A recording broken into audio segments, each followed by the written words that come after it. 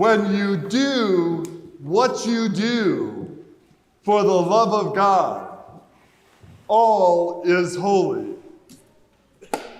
When you do what you do for the love of God, all is holy.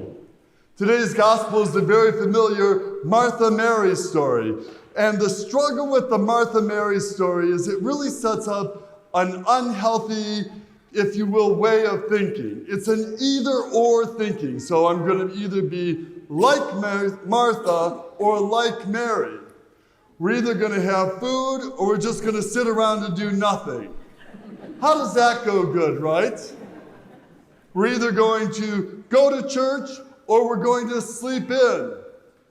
We're either going to have a chocolate donut or a sprinkle donut. Get the idea?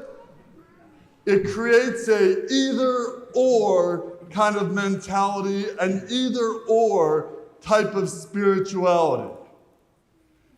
And to understand today's gospel best, to choose the better part, is to really understand and put it into context to last Sunday's gospel.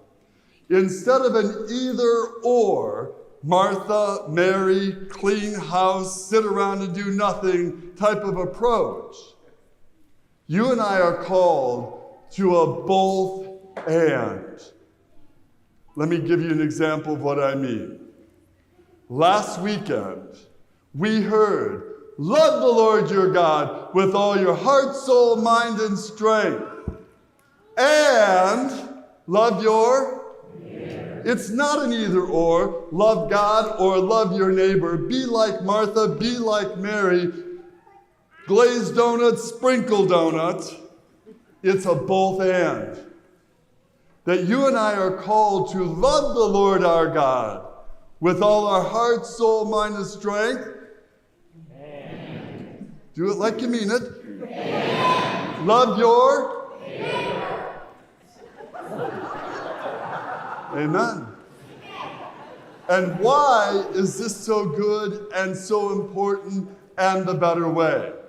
Because when we choose a both and type of living, there are three things that happen. One, it broadens and expands our horizons. Rather than this or that, it broadens our horizon, it expands our vision. When we choose to live in the way of the Lord, the both and, it deepens our trust, our faith in the Lord. That's the power of the first reading today. When they gave what they had and kept giving, Abraham and Sarah found blessing beyond their measure. And that's the third point. That when we live a both and, as opposed to an either or, then we find the blessings of God both now and the 7:30 crowd did much better. And the Martha-Mary story really sets up a false construct, that it should either be this or that.